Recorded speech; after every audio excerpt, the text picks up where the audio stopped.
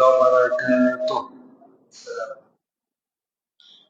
إن الحمد لله نحمده ونستعينه ونستغفره ونعوذ بالله من شرور أنفسنا ومن سيئات أعمالنا.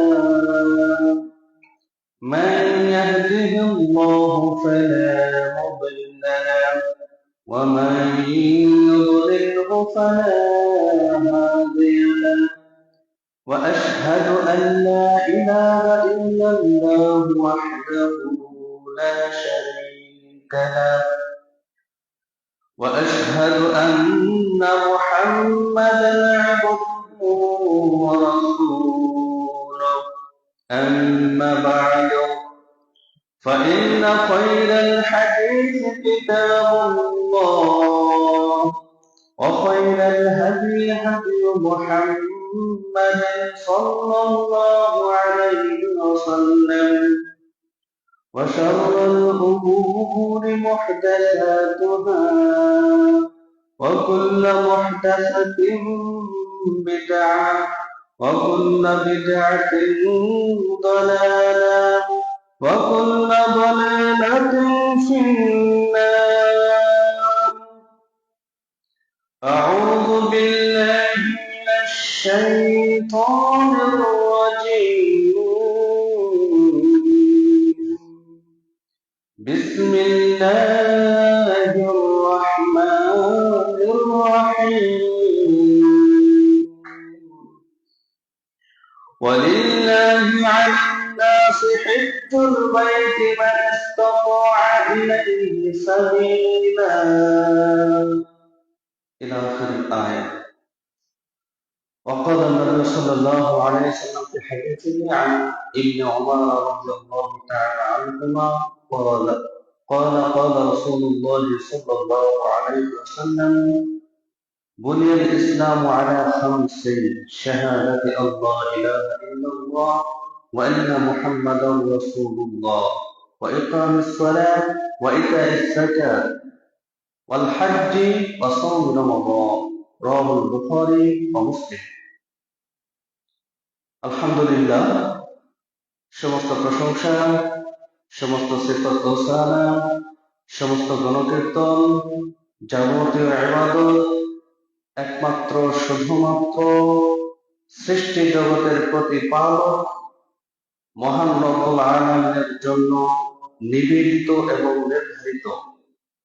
যে মহান আল্লাহ তাআলা একক এবং অদ্বিতীয়, যে মহান আল্লাহ তাআলা এই বিশ্ব, এই মহাবিশ্ব পরিচালনার ক্ষেত্রে তার কোনো শরীকানা নেই, মালিকানা নেই।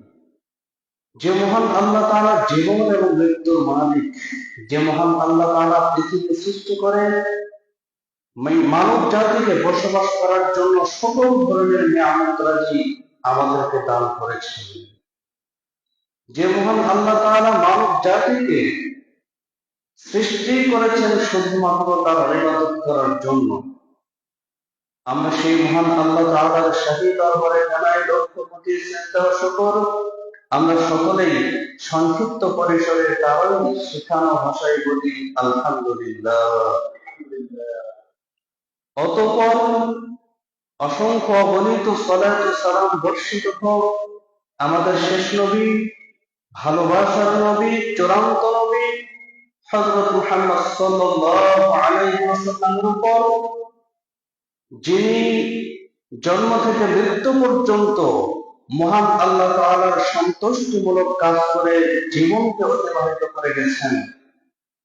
যে মহামানব মহান নেতার মাধ্যমে ইসলামের প্রত্যেকটি বিধান, প্রতিটি হুকুম আহকাম সবিস্তারে কুরআন কারীম এবং সুন্নাহর মাধ্যমে প্রস্ফুটিত হয়েছে এবং বিস্তৃত হয়েছে। যে মহান নবীর তরিকা ছাড়া, যেই মহান নবীর সুন্নাহ, আদর্শ, তরিকা অনুকরণ করা ছাড়া পৃথিবীর কোন সৃষ্টি, পৃথিবীর কোন মানুষ দুনিয়া এবং আখিরাতে মুক্তি পেতে পারে না। এবং যেই মহান নবীর আদর্শ সুন্নাত এখনো যদি আমরা আমাদের জীবনে ধারণ করি, লালন করি, পালন করি, তবে আল্লাহ তাআলা আমাদের জন্য রয়েছে, তবে আল্লাহ তাআলা আমাদের জন্য রেখেছেন ইহলৌকিক সফলতা এবং পারলৌকিক মুক্তি। আমরা সেই মহান নেতার উপর আবার অসংখ্য অগণিত সালাত ও সালাম পেশ করছি। সংক্ষিপ্ত ভাবে বলি, আল্লাহুম্মা সাল্লি আলাইহি, আল্লাহুম্মা বারিক আলাইহি। আমরা মহান আল্লাহ তাআলার নিকটে প্রার্থনা করছি, আজকে জুমার দিন, সূর্য উদিত হয় এমন দিনগুলির মধ্যে জুমার দিন হলো সর্বশ্রেষ্ঠ দিন এবং অধিক অধিক সওয়াব, নেকি, মর্যাদা আহরণের দিন। এই জুমার দিন সর্বশ্রেষ্ঠ তারই জন্য, সেই ব্যক্তির জন্যই যেই ব্যক্তি জুমার দিনকে পেয়ে তার জীবনকে সুন্নাহ মোতাবেক ইবাদতে সুসজ্জিত এবং সৌন্দর্যমণ্ডিত করেছে। সুতরাং এই সর্বশ্রেষ্ঠ দিন জুমার দিনেও এখন পর্যন্ত যারা পৃথিবীর সর্বশ্রেষ্ঠ স্থান মসজিদে আসার সুযোগ এবং সৌভাগ্য হয় নাই, আল্লাহ তাআলা তাদেরকে যেন অনতিবিলম্বে মসজিদে আসার তৌফিক দান করেন, আমিন। সম্মানিত উপস্থিতি, আমি আপনাদের সম্মুখে মূলত ইসলামের একটি ফরজ বিধান হজ্জের গুরুত্ব সংক্ষিপ্তভাবে মর্যাদা উপস্থাপন করার চেষ্টা করব ইনশাআল্লাহ। ওয়া মা তাওফীকি ইল্লা বিল্লাহ, তাওয়াক্কালতু আলাইহি ওয়া ইলাইহি উনীব। সম্মানিত হাজিরিন, যেহেতু আজকে জিলকাদা মাস আমাদের মাঝে এসেছে, আগামী মাসে হজ্জের মৌসুম শুরু হয়ে যাবে। সুতরাং হজ সম্পর্কে একটি সংক্ষিপ্ত বিবরণ বা হজ সম্পর্কে আমাদের একটু জানা বোঝা দরকার। সেজন্য মূলত হজ সম্পর্কে আজকে আলোচনা হবে ইনশাআল্লাহ।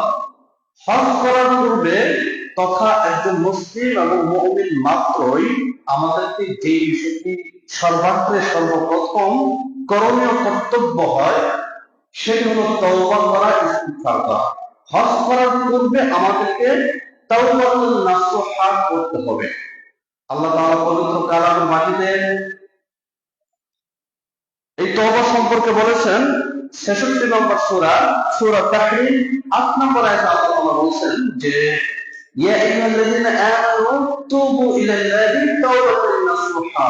তোমরা আল্লাহ তাআলার নিকটে, হে বিশ্বের মুমিনগণ, বিশ্বাসীগণ, তোমরা আল্লাহ তাআলার জন্য, আল্লাহ তাআলার নিকটে তাওবাতুন নাসুহা অর্থাৎ বিশুদ্ধ, একনিষ্ঠ, নির্ভেজাল তওবা করো আল্লাহ তাআলার নিকটে। তাহলে কি হবে? আশা রাব্বুকুম আন ইউকাফিরা আনকুম সাইয়্যাতিকুম। তাহলে তোমাদের প্রভু তোমাদেরকে তোমাদের পাপ রাশিগুলোকে ক্ষমা করে দিবেন। ওয়া ইয়াদখুলুকুম জান্নাতিন তাজরি মিন তাহতিহাল আনহার, এবং এমন জান্নাতে তোমাদেরকে প্রবেশ করাবেন যেই জান্নাতের তলদেশ দিয়ে নদী সমূহ প্রবাহিত হয়। সুবহানাল্লাহ। তওবা করার ফজিলত একজন মুসলিম এবং মুমিনের অন্যতম প্রধান গুরুত্বপূর্ণ বৈশিষ্ট্যই হলো সে বারবার তওবা করবে, ইস্তিগফার করবে। সে কখনোই পাপ কাজে লিপ্ত থাকবে না। সে নিষ্পাপ জীবন যাপন করবে, নিষ্পাপ ভাবে, কলুষমুক্ত ভাবে, নিষ্কলুষ হয়ে, পবিত্র হয়ে, পরিষ্কার পরিচ্ছন্ন হয়ে সে সাদা জীবন, সরল জীবন, সোজা জীবন ইহকালে সে অতিবাহিত করবে। বিনিময়ে পরকাল আল্লাহ তাআলা জান্নাত দান করবে। তওবা মানে ফিরে আসা। তওবা মানে কি? ইসলামের দিকে, আল্লাহর দিকে, কোরআন এবং সুন্নাহর দিকে ফিরে আসা। আমার জীবনে যে পাপটা হয়েছে, সে পাপ সমূহ থেকে ইসলামের দিকে ফিরে আসা। তওবা করার জন্য 4টা শর্ত আছে। 4টা শর্ত যদি আপনার মধ্যে থাকে, তবে আল্লাহ তাআলা সেটাকে বিশুদ্ধ তওবা হিসেবে গণ্য করেছেন এবং সেই তওবাটা আল্লাহ তাআলার নিকটে গ্রহণযোগ্য এবং কবুলযোগ্য। 4টি শর্ত আপনারা সংক্ষিপ্তভাবে জেনে নেবেন, মুখস্থ রাখবেন এবং জীবনে বাস্তবায়ন করবেন। 1 নম্বর শর্ত, তওবা গ্রহণীয় হওয়ার, কবুলযোগ্য হওয়ার 4টা শর্ত। 1 নম্বর শর্ত হলো, যেই পাপ থেকে আপনি তওবা করছেন সেই পাপ থেকে ফিরে আসা, সেই পাপ আজীবন আর না করা, কিয়ামত পর্যন্ত মরণ পর্যন্ত সেই পাপের দিকে ধাবিত না হওয়া।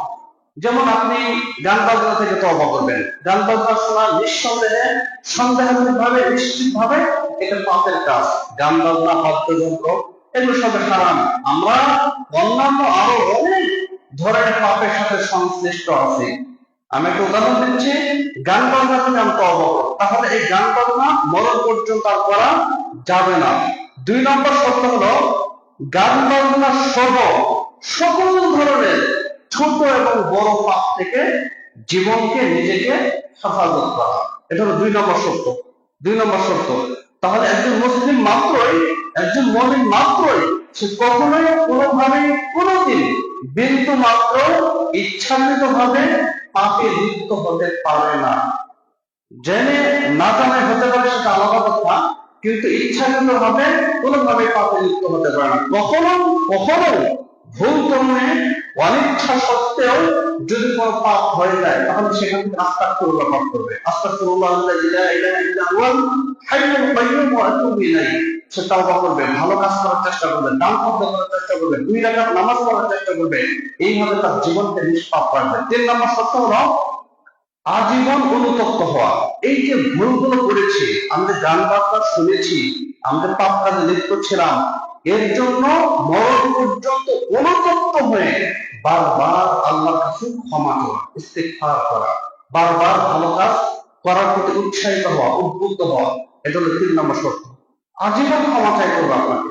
আদম আলাইহিস সালাম একটা ভুল করেছিলেন না, তিনি তো সারা জীবন তওবা করেছেন, ইস্তিগফার করেছেন, সারা জীবন ইস্তেগফার করেছেন। শুধু তাই নয়, আদম নূহ ঈসা মুসা শুধুমাত্র এটা ভুল বলে গণ্য নয়, শুধুমাত্র এতে সামান্য ভুল করেছেন, এই ভুলের জন্য কাঁদতে হবে, থরথর করে কাঁদবে, নদীরা পর্যন্ত কাঁদতে থাকবে, আমার কি হবে আমি জানি না, আমি ক্ষমা পাবো কিনা জানি না। অথচ তাদের জন্য জান্নাত কনফার্ম, তাদের জন্য জান্নাত সুনিশ্চিত, তারা নবীর রাসূল ছিলেন। অথচ আমরা কত ধরনের ভুল এবং পাপ কাজে লিপ্ত আছি, আমরা এদিকে খেয়াল করি না। তাহলে 3 নম্বর শর্তটা, আমাকে অনুতপ্ত হয়ে কান্নাকাটি করতে হবে, আল্লাহ তাআলার নিকটে তওবা করতে হবে, ইস্তিগফার করতে হবে। 4 নম্বর শর্ত হলো, 4 নম্বর শর্তটা, যদি পাপটা বান্দার সাথে সংশ্লিষ্ট হয়, যেমন কারোর টাকা মেরে খাওয়া, কাউকে একটা কিল ঘুষি দেওয়া, অন্যের জমি মেরে খাওয়া, অন্যের সাথে অন্য মানুষের অন্যায় আচরণ করা, এই পাপটা যদি কোনো মানুষের সাথে সংশ্লিষ্ট হয়, পাপটা যদি বান্দার সাথে সংশ্লিষ্ট হয়, তাহলে সেই বান্দার কাছ থেকে ক্ষমা চেয়ে নাও। কারো কাছ থেকে বলবো না একজন 10 টাকা মেরে খেয়েছি, তাকে 10টি টাকা দিয়ে তার কাছে ক্ষমা চেয়ে নিতে হবে। কারো কাছ থেকে অন্যায় আচরণ করেছি, একটা কেউ বুঝে পেয়েছি, তার কাছ থেকে ক্ষমা চেয়ে নিতে হবে। তাহলে এই 4টা শর্ত যদি থাকে তওবার মধ্যে, তবে আল্লাহ তাআলা আপনার তওবা গ্রহণ করবে ইনশাআল্লাহ। তাহলে আমরা সকল সময় সবসময় তওবা করব। বিশেষ করে অনেকে হজ করার নিয়তে আছেন, হজ করবেন, অথবা আমাদের একটা পরিকল্পনা আছে, হজ করার পরিকল্পনা থাকতেই হবে, এটা রাখতেই হবে, এটা ফরজ কাজ। আল্লাহ তাআলা যেন আমাকে হজ করার তৌফিক দান করেন, কারণ হজ্জের অনেক মর্যাদা, একটা ইসলামের গুরুত্বপূর্ণ বিষয়। সুতরাং হজ করার পূর্বে আমাকে তওবা করতে হবে। এবং হজ ইসলামের একটি ফরজ বিধান, হজ ইসলামের একটি ফরজ বিধান। ইসলামের বিধানসমূহ ফিকহি পরিভাষায় 5 ভাগে বিভক্ত।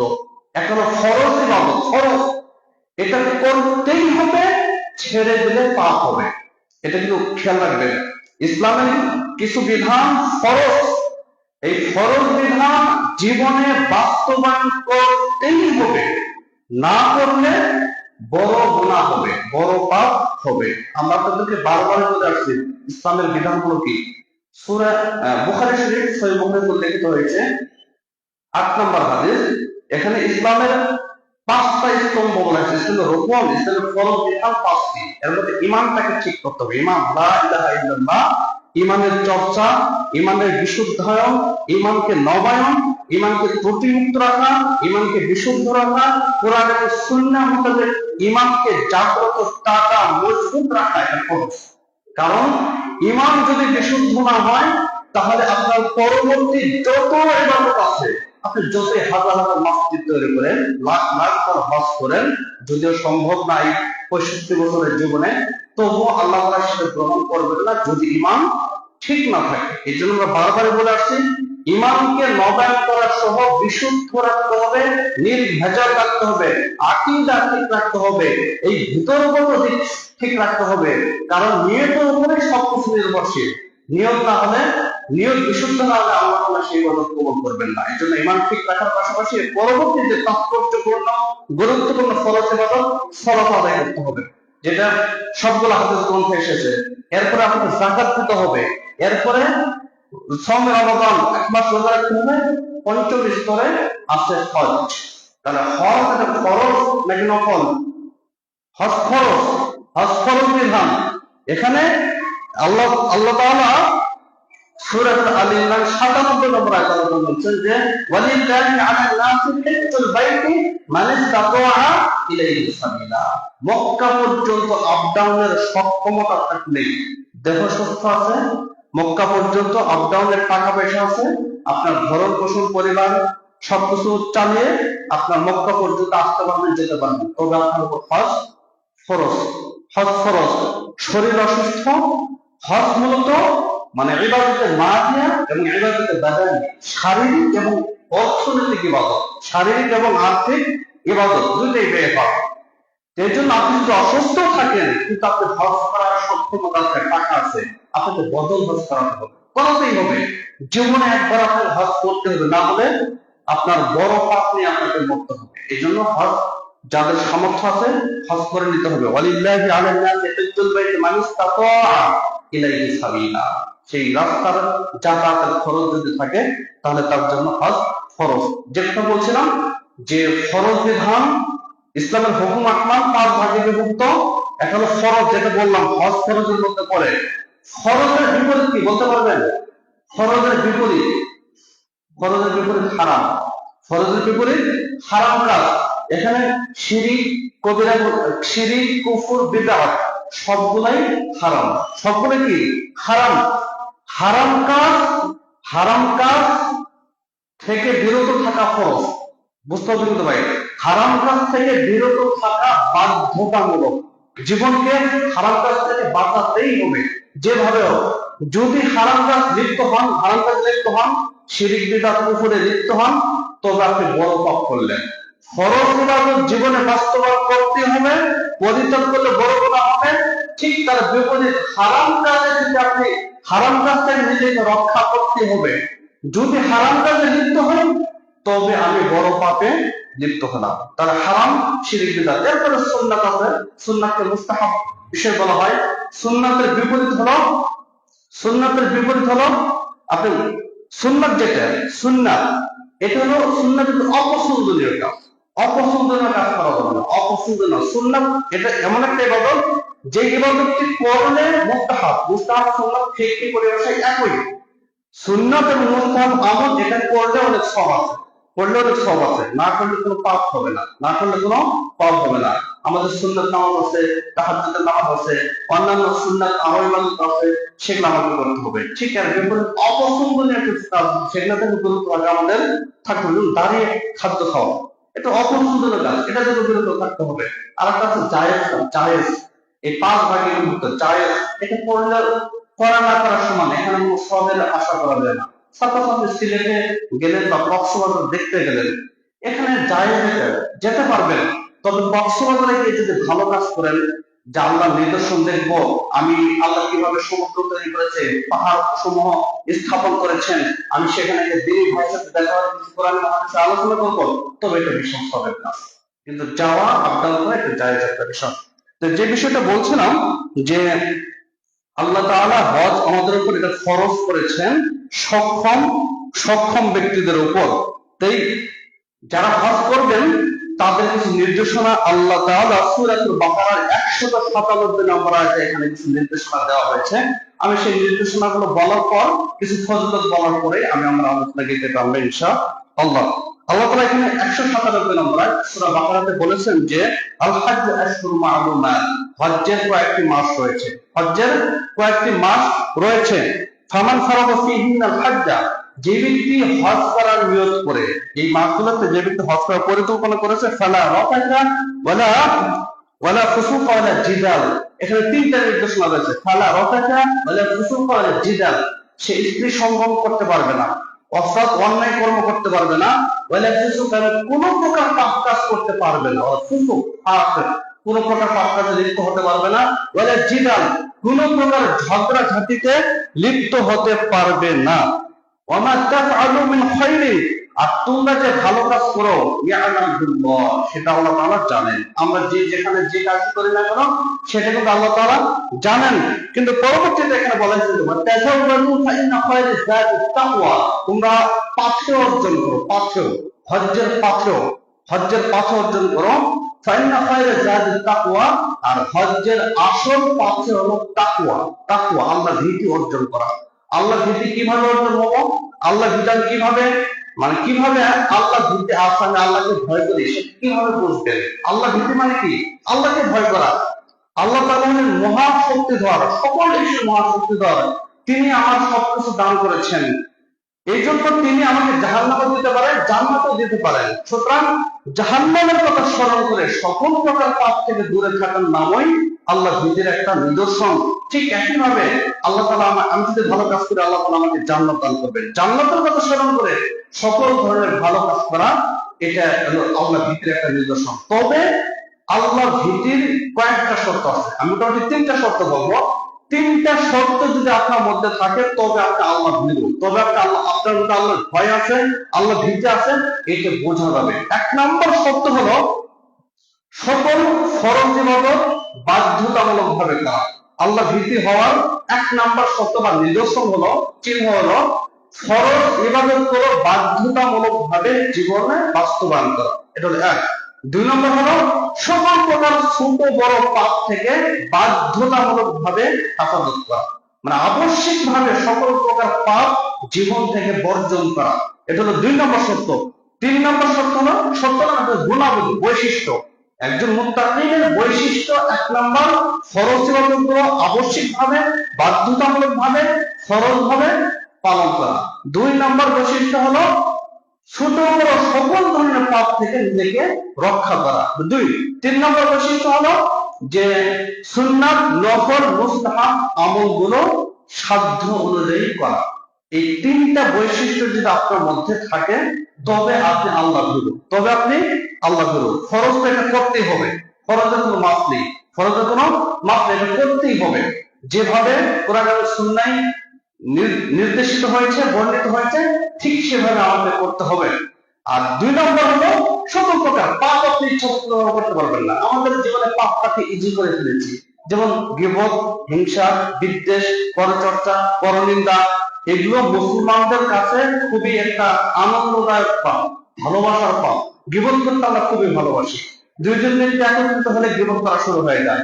চার স্থল সহ সকল প্রকার পথে ঘাটে মাঠে শয়নে স্বপ্নে সব জায়গায় আমরা গীবতের মধ্যে লিপ্ত আছি। আমরা পরবর্তীতে জানার চেষ্টা করবো পরনিন্দা, পরচর্চা, এগুলোর মধ্যে লিপ্ত আছে। এগুলো বাধ্যতামূলক ভাবে ত্যাগ করতে হবে, এগুলো পাপের কাজ, এগুলো পাপের কাজ, এগুলো থেকে বিরত থাকতে হবে। তিন নম্বর যে বৈশিষ্ট্য সেটা বললাম যে নফল, সুন্নাত, মুস্তাহাব এই বিষয়ে আমলগুলো সাধ্য অনুযায়ী করা। আমার সাধ্য আছে, শক্তি আছে, সুন্নাত নামাজগুলো পড়বো, নফল নামাজগুলো পড়বো, তাহাজ্জুদ পড়বো, নফল দান আদায় করবো, মানুষের সাথে সুন্দর আচরণ করবো। মানুষের সাথে সুন্দর আচরণ করা কিন্তু বাধ্য, এটা ফরজ। অসৎ আচরণ আপনি করতে পারবেন না, কারণ আল্লাহ তাআলা স্বয়ং রাসূলকে বলছেন যে ফাবিমা রাহমাতিন মিনাল্লাহি লিনতা লাহুম, আল্লাহ তাআলার পক্ষ থেকে তোমার জন্য বিশাল একটা নিয়ামত হলো তুমি কোমলময় হয়েছো, নম্র হয়েছো, ভদ্র হয়েছো। এবং এখানে বলা হচ্ছে যে ওয়ালাউ কুনতা ফাযযান গালিযান, তুমি যদি কঠোর হৃদয়ের অধিকারী হতে, তোমার আচরণ যদি কঠোর হতো, ভদ্র হতো না হতো, তাহলে তোমার চারপাশ থেকে সবাই চলে যেত, কোন সাহাবী ইসলামের দিকে আসতো না, কোন মানুষ ইসলামের সহায়তা আসতো না। সুতরাং কঠোর ব্যবহার এটা কঠিন ভাবে নিষিদ্ধ, অসৎ আচরণ যেটা, আর সৎ ব্যবহার এটা কঠিন ভাবে সুন্দর আচরণ এবং খরচ আপনাকে করতে হবে। সুতরাং আসুন আমরা এই কাজগুলো করার চেষ্টা করবো। আমরা আল্লাহ ভীরুর সংজ্ঞা জানলাম, আল্লাহ ভীরু আল্লাহ ভীতির সংজ্ঞাটা জানলাম। এই তিনটা বৈশিষ্ট্য থাকলে আপনি আল্লাহ ভীতির মধ্যে পড়বেন।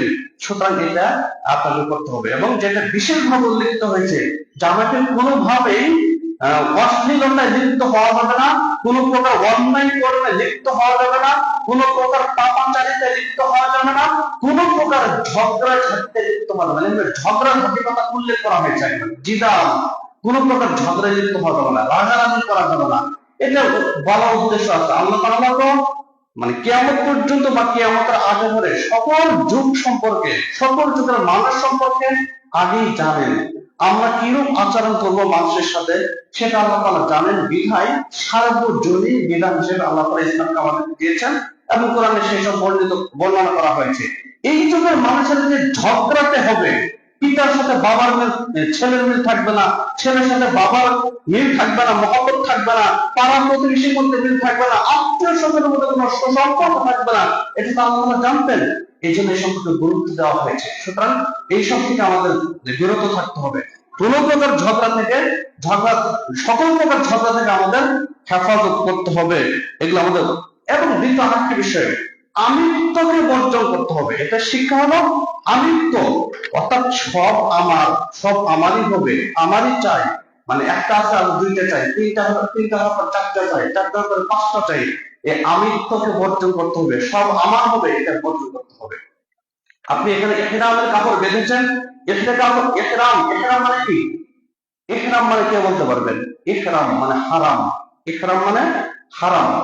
ইহরাম মানে আরেকটা আছে সম্মান, অধিক সম্মান। যেমন মক্কাতুল হারাম শরীফ, কাবাকে হারাম শরীফ বলা হয়। কেন?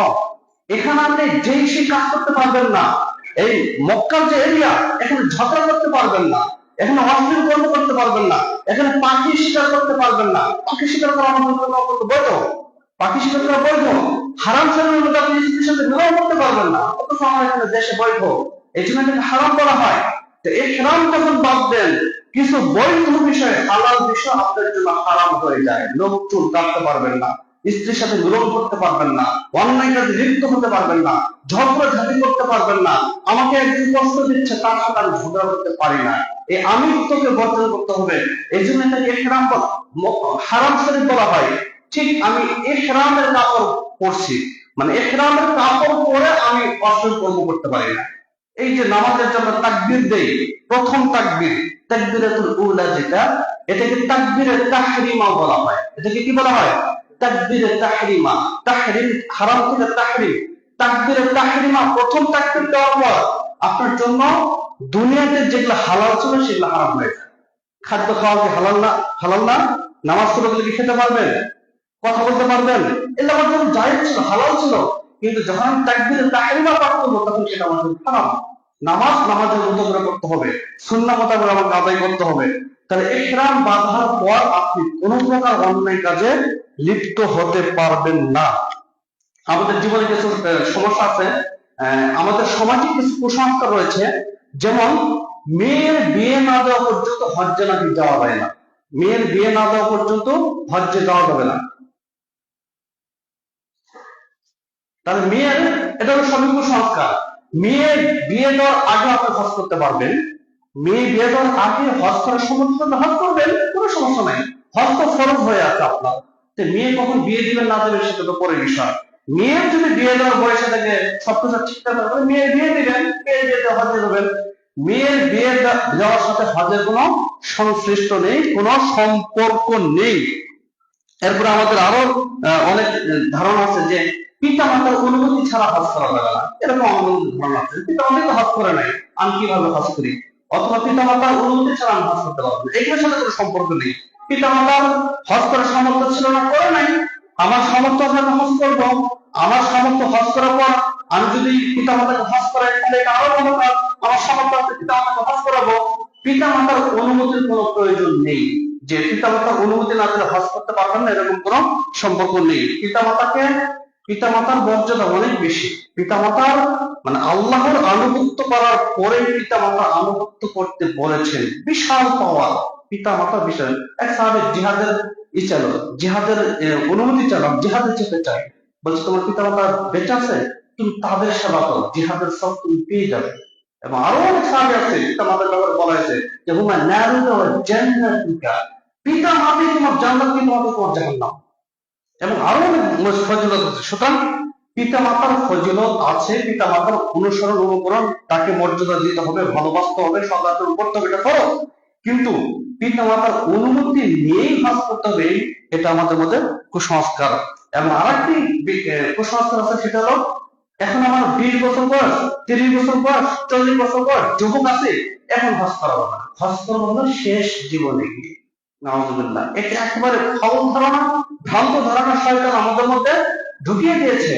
শেষ জীবনে এখন তো আমি ভালো থাকতে পারবো না, হজ করে তো আমি হজ্জের যে একটা চাহিদা, হজ করার পরে যদি আমি আগের মতো হয়ে যাই, খুন খারাপি করি, পাপ কর্ম করি, গান বাজনা লিপ্ত হই, তাহলে তো হজ করে কোনো লাভ নাই। সুতরাং এখন হজ করা যাবে না। এগুলো সব কি শয়তানি ধারণা।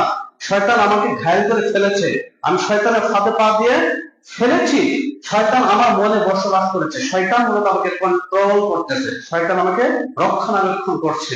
সুতরাং এই শয়তানের ফাঁদ থেকে আমাদের বেরিয়ে আসতে হবে। এই ধারণাটাই বলতে শেষ জীবনে এসে আমি ভালো হবো তখন হজ করবো। ভাই শেষ জীবন পর্যন্ত আপনি বাঁচবেন কিনা তার কোনো গ্যারান্টি আছে? আর শেষ জীবনে এই নিয়মিত থাকে যে শেষ জীবনে এসে আমি ভালো হয়ে যাবো, হজ করবো, এই সুযোগ তো পাবেন কিনা সন্দেহ। আর এই তওবাকে আল্লাহ, এই চাহিদা, এই নিয়মকে কবুল করবে আল্লাহ তাআলা। ফেরাউন কি ঈমান আনছিল না? ফেরাউন ঈমান আনছিল কিনা? আনছিল। এই ঈমানটা কি তার কাজে লেগেছে? কাজে লাগে নাই। সুতরাং এই নিয়ত করবেন না আগামীকাল ভালো হয়ে যাব, আগামীকাল থেকে নামাজ পড়বো, অমুক দিন থেকে ভালো হয়ে যাব, অমুক দিন থেকে এই কাজ করা বাদ দেবো। এগুলো করা মানে কি আপনি সাকসেসফুল হতে পারবেন না, সফলতা পারবেন না। ব্যর্থতার প্রথম ধাপই হলো এই কথা বলা যে আগামীকাল থেকে ভালো হয়ে যাবো। আমরা যখন দাওয়াতি কাজে যাই, অনেকে বলে যে ফজরের সালাত থেকে ভালো হয়ে যাবো, ফজরের সালাত থেকে শুরু করবো। ফজরের সালাত কেন ভাই? আপনি এশার থেকে করবেন, সামনের যে ওয়াক্ত আছে এই ওয়াক্ত থেকে শুরু করবেন নামাজ। আগামীকাল ফজরের থেকে শুরু করবেন, তাহলে আপনি পড়তে পারবেন না, তাহলে আপনি পড়তে পারবেন না। সম্মানিত উপস্থিতি, এর জন্য আসুন তাহলে এই কুধারণা থেকে বেরিয়ে এসে আমাদের কোরআন এবং হাদিসের সঠিক ধারণা পোষণ করতে হবে। আল্লাহ তাআলা আমাদের তৌফিক দান করুক, আমিন। সম্মানিত উপস্থিতি, এখানে আরেকটি কথা বলে রাখি, আমাদের বাংলাদেশে সে মক্কাতুল মুকাররমা থেকে আমাদের বাংলাদেশে ইসলাম আস্তে আস্তে অনেক চড়াউতরা হয়েছে, অনেক বানোয়াট কথা আমাদের ইসলামের মধ্যে ঢুকিয়ে দেওয়া হয়েছে। সুতরাং এখানে এই কথাটা আপনাদেরকে বলা উচিত, সেটা হলো যে হাদিস উল্লেখিত হয়েছে, বুখারীতে এসেছে, মুসলিমে এসেছে। বুখারী হাদিস নম্বর হলো 1870 নম্বর হাদিস। এখানে বলা হচ্ছে যে মান আহদাসা ফিহা, যে মক্কাতুল মুকাররমা হারাম এর মধ্যে কোন বিদআত কর্ম করলো, আও আওয়াম মুহদিসান, অথবা কোন বিদআতকে আশ্রয় দিল, খুবই খুবই একেবারে মানে ভয়ঙ্কর কথা বলা হয়েছে এখানে যে ফালাইহি লানাতুল্লাহি ওয়াল মালাইকাতি ওয়ান নাস আজমাইন, এই ব্যক্তির উপর আল্লাহ তাআলার অভিসম্পাদ, সমস্ত ফেরেশতা মণ্ডলীর অভিসম্পাদ, সমস্ত সৃষ্টি মানুষের অভিসম্পাদ করা হবে। নাউযুবিল্লাহ। যদি কোনো বিদআতি কর্ম করেন এই হজ করতে গিয়ে কাবা শরীফে, এখানেও করা নিষেধ কঠোর ভাবে, সারা পৃথিবীতে যেখানে থাকেন বিদআতে আপনার কোনো সুযোগ নেই, কিন্তু মক্কাতুল মুকাররমা এটা যেহেতু একটা স্পেশাল জায়গা, বিশেষ মর্যাদাশীল একটা জায়গা, সুতরাং এখানে যদি কোনো বিদআতি কর্ম করেন এবং কোনো বিদআতিকে আশ্রয় দেন, তাহলে আল্লাহ অভিসম্পাদ করেছেন, মানে আল্লাহ আপনাকে ধ্বংস করবেন, সমস্ত ফেরেশতা মণ্ডলী আপনার উপর ধ্বংসের দোয়া করবে এবং সমস্ত মানব মণ্ডলী আপনার জন্য ধ্বংসের দোয়া করবে। শুধু তাই নয়, শেষে বলা হয়েছে ওয়ালা ইউকবালু আদলুন ওয়ালা সারফুন, তার ফরজ, নফল, মুস্তাহাব কোন আমল আল্লাহ তাআলার নিকটে গ্রহণযোগ্য নয়। নাউযুবিল্লাহ। বুঝতে পারছেন? বিদআতি কর্ম করে আপনি হজ থেকে বিশুদ্ধ করতে পারবেন না। এই হাদিসটা আপনি বুখারীতে পাবেন, 1870 নম্বর হাদিস। সুতরাং এখানে গিয়ে আপনি ওই যে মিলাদের আয়োজন করবেন, খতমের আয়োজন করবেন, দলবদ্ধভাবে জিকিরের মজমা করবেন, এটা করার কোনো সুযোগ নেই। আপনি হজ করতে যাবেন, পুরো হজের সময়টাকে 8 থেকে 10 তারিখ, এই 2-3 দিন সময়, পুরো হজটাকে মাবরুরময় করতে হবে, মাবরুর।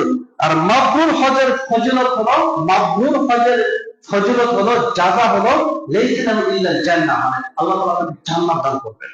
সুবহানাল্লাহ। সুতরাং এখানে গিয়ে যেন কোন প্রকার বিদাতি কর্ম, কোন প্রকার অশ্লীল কর্ম, কোন প্রকার নিরর্থক কর্ম যেন না হয়। অনেকেই এটা যদি আসছে যখন একটু রাস্তাঘাটটা দেখে নেই, একটু বাজারটা দেখে নেই, অমুক আত্মীয় আছে তার সাথে একটু সাক্ষাৎ করে নেই, কে কোন ক্যাম্পে আছে, কিভাবে আছে, এটা খোঁজ খবর নেই, এগুলো নেওয়ার কোনো সুযোগ নেই। এগুলো আপনি নেবেন না। হয়তো বা ফলন করতে হবে, নয়তো বা জিকির আজকারে মশগুল থাকতে হবে, আল্লাহ তাআলার কাছে কান্নাকাটি করতে হবে, চাইতে হবে। আপনি অনেক দূর থেকে হজে যাচ্ছেন, এই হজটা যেন বিফলে না হয় সেই জন্য আপনাকে প্রাণপণ চেষ্টা করতে হবে। এখানে গিয়ে কোনো বিদআতি কর্ম অথবা নিরর্থক কর্ম করার চেষ্টা করবেন না, না হলে কিন্তু আপনার হজটা বাতিল হয়ে যাবে।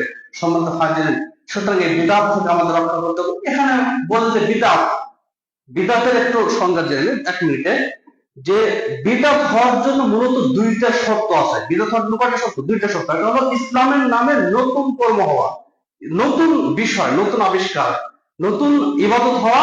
দুই নম্বর শর্ত হলো সওয়াবের নিয়ত করা, সওয়াবের নিয়ত করা।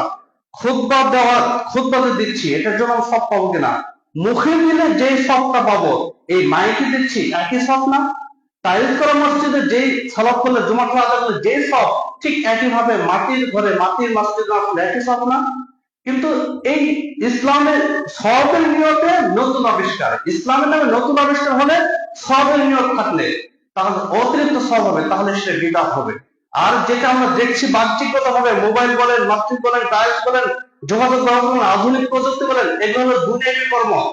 এই জন্য আমরা আল্লাহ তাআলা বলছেন যে ওয়ায়াখলুকু মা লা তা'লামুন, তিনি এমন কিছু সৃষ্টি করবেন যা তোমরা জানোই না। আজ থেকে 30 বছর আগে এখন যা দেখছি, এলে 30 বছর আগে মানুষ দেখছে, পরবর্তীতে 50 বছর পরে এমন কিছু সৃষ্টি হবে সেগুলো আমরা দেখবই না। নাকি বলেন ভাই? আমাদের দেশে একটা গাড়ি, এত উদাহরণ দিচ্ছে, গাড়ি, বাস বা ট্রেন, এগুলো 60-70 কিলোমিটার যায় ঘন্টায়, কিন্তু আমাদের দেশে 350 কিলোমিটার পর্যন্ত যায়। সেগুলোকে আমরা দেখছি? দেখিনি। এটা হলো প্রযুক্তির উন্নয়ন, এটা দুনিয়ার বিষয়। এগুলো আবিষ্কার হবে, এগুলো নতুন নতুনই হবে। সৌদি আরবের নিয়ম নীতি তৈরি করতেছে, যেটা $50,000 বিনিময়ে। এটাতে কোনো গাড়ি থাকবে না, এটা চলন্ত গাড়ি থাকবে, আকাশ পথে উড়বে গাড়ি, এবং সেটা অত্যাধুনিক। আপনি একটু ইউটিউবে সার্চ দেবেন যে নিয়ম সিটি সৌদি আরব, এভাবে লেগে সার্চ দিলে হাজার হাজার ভিডিও আপনি পাবেন। অত্যাধুনিক বিলাসবহুল একটা সিটি তৈরি করতেছে, 2030 সালের মধ্যে সেটা কমপ্লিট হবে হয়তো বা। তো এগুলো আবিষ্কার হবে, এগুলো বিদআত না। বিদআত হওয়ার জন্য ইসলামের নামে, ইবাদতের নামে নতুন আবিষ্কার হতে হবে এবং অতিরিক্ত সওয়াব হবে। এটা আমি যদি মনে করি যে মাইক ওয়াজ করলে একটু সব বেশি হবে, টাইলস করা মসজিদে নামাজ পড়লে একটু সব বেশি হবে, তাহলে কিন্তু এটাই বিদআত হবে। কিন্তু আমরা তো এই নিয়ে তো করি না, এলে দুনিয়াবী বিষয় এগুলো আবিষ্কার হবে। সম্মত উপস্থিতি, যেটা বলছিলাম যে হজ্জের যে হজ, হজ করা মানে আপনি সুন্দর একটা নিষ্পাপ জীবন করা। এখানে হাদিস উল্লেখিত হয়েছে যে বুখারীতে উল্লেখিত হয়েছে 1521 নম্বর হাদিস, যে মান হাজ্জা লিল্লাহি ফালাম ইয়ারফুস, যে ব্যক্তি হজ করার নিয়ত করলো, ফালাম ইয়ারফুস, সে অশ্লীল কোন অন্যায় কর্ম লিপ্ত হতে পারে না, ওয়ালাম ইয়াফসুক, সে কোনো পাপাচারিতে লিপ্ত হতে পারে না। তাহলে এই ব্যক্তির ব্যাপারে বলা হয়েছে যে রাজা ইয়াউমিন ওয়ালাদাতহু উম্মুহু, সে নিষ্পাপ নবজাতক শিশুর মতো মক্কাতুল মুকাররমা থেকে ফিরে আসবে। সুবহানাল্লাহ। তাহলে একজন শিশু যখন আজকে জন্ম করলো, এই ব্যক্তি, এই শিশুটি যেরকম নিষ্পাপ, হজ করলে আল্লাহ তাআলা এই ব্যক্তির মতোই নিষ্পাপ করে দেন।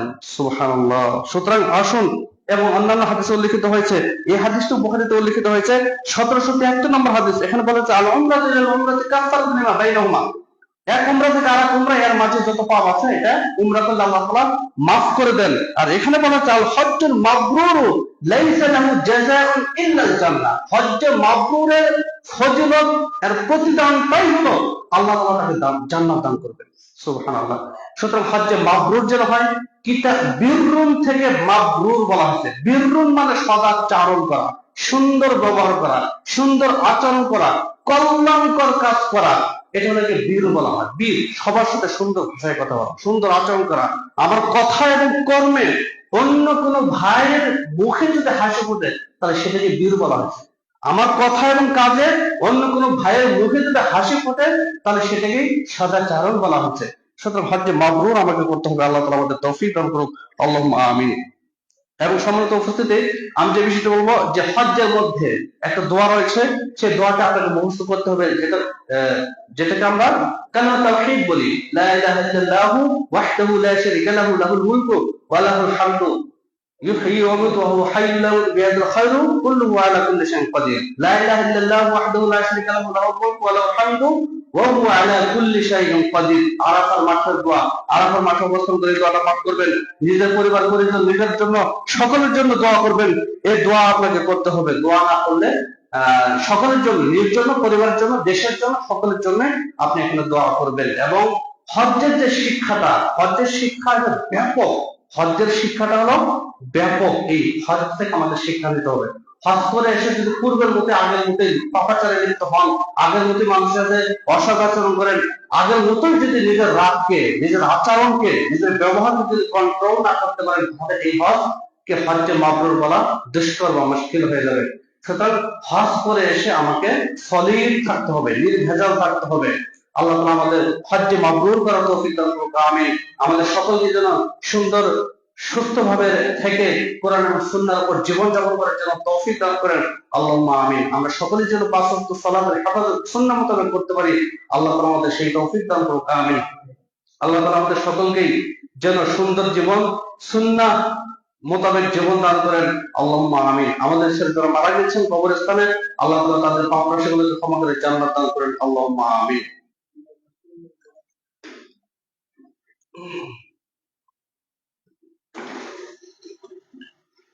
আলহামদুলিল্লাহ ওয়াহদা ওয়াসসালাতু ওয়াসসালামু আলা মান লা নাবিয়্যা বা'দা সম্মানিত উপস্থিতি আপনারা সকলেই মসজিদের দান-দস্তরখানা ছেড়ে দিন আসলে আমার সময় শেষ আমি আরো কথা বলার ইচ্ছা ছিল হজ সম্পর্কে ব্যাপক আলোচনা আল্লাহ তাআলা যদি চান পরবর্তীতে ইনশাআল্লাহ আমরা আলোচনা করব জানবো ইনশাআল্লাহ আল্লাহ আমাদের তৌফিক দান করুন আমিন আউযু বিল্লাহি মিনাশ শাইতানির রাজীম বিসমিল্লাহির রাহমানির রাহিম إن الله وملائكته يصلون على النبي يا أيها الذين آمنوا صلوا عليه وسلموا تسليما اللهم صل على محمد وعلى آل محمد كما صليت على إبراهيم وعلى آل إبراهيم إنك حميد مجيد اللهم بارك على محمد وعلى آل محمد كما باركت على إبراهيم وعلى آل إبراهيم إنك حميد مجيد ربنا ظلمنا أنفسنا وإن لم تغفر لنا وترحمنا لنكونن من الخاسرين